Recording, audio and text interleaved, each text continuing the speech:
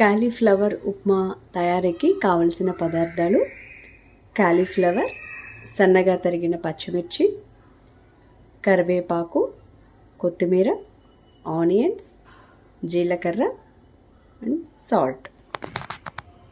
So దీన్ని ఎలా తయారు చేయాలో చూద్దాం. సో ముందుగా వచ్చేసి ఇక్కడ నేను స్టెయిన్లెస్ స్టీల్ పాన్ తీసుకున్నానండి. సో స్టవ్ మీద పెట్టిన తర్వాత ఫస్ట్ నేను కోకోనట్ ఆయిల్ కొద్దిగా యాడ్ చేశాను. ఆయిల్ కొంచెం వేడెక్కిన తర్వాత ముందుగా జీలకర్ర, తర్వాత వచ్చేసి ఆనియన్స్ యాడ్ చేస్తున్నాను.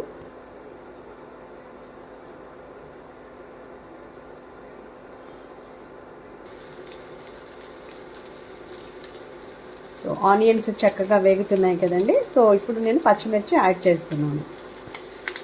అలాగే కరివేపాకు కూడా యాడ్ చేస్తున్నాను. సో ఇవన్నీ కూడా చక్కగా వేగిన తర్వాత మనం కాలీఫ్లవర్ని యాడ్ చేద్దాం. సో కొంచెం గోల్డెన్ కలర్లోకి వచ్చిన తర్వాత మనము కాలీఫ్లవర్ని యాడ్ చేద్దామండి.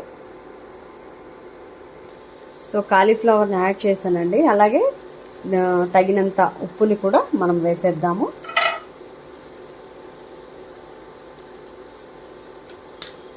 సో ఈ మిశ్రమాన్ని అంతా చక్కగా కలియబెట్టి, సో అంటే కాలీఫ్లవర్ని ఇక్కడ మనము సన్నగా తురుముకోవాలండి, అప్పుడే అది చక్కగా కుక్ అవుతుంది అనమాట. సో మనం కాలీఫ్లవర్ ఉప్మా చేస్తున్నాం కాబట్టి సో ఇది ఈ విధంగా మనము సన్నగా తరిగి పెట్టుకోవాలి. సో సాల్ట్ కూడా వేసేసాము, కొంచెము మగ్గనిద్దాము. సో నేను మూతను పెట్టేస్తున్నాను. చూస్తున్నారు కదా, అసలు నేను వాటర్ అయితే యాడ్ చేయలేదండి.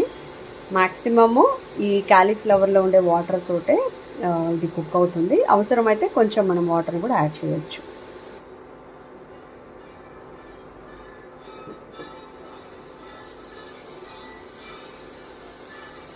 చూస్తున్నారు కదండి, ఆల్మోస్ట్ కుక్ అయిపోయింది. మనకి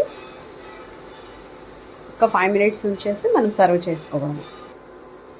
సో చక్కగా రెడీ అయిపోయిందండి. ఫైనల్గా మనము కొత్తిమీర మనము దీని మీద చల్లేసి మనము సర్వ్ చేసుకోవడమే అనమాట.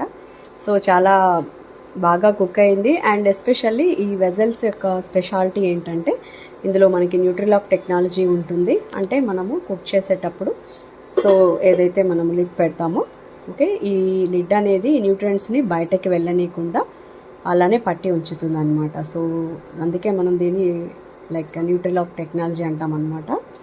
సో చాలా టేస్టీగా కూడా ఉంటుందండి ఫుడ్ కూడా.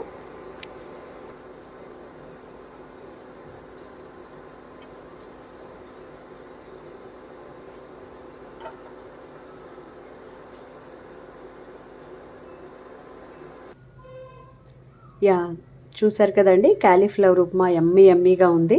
సో అద్భుతంగా ఉంది టేస్ట్ కూడా. సో మీరు కూడా చక్కగా ట్రై చేయొచ్చు.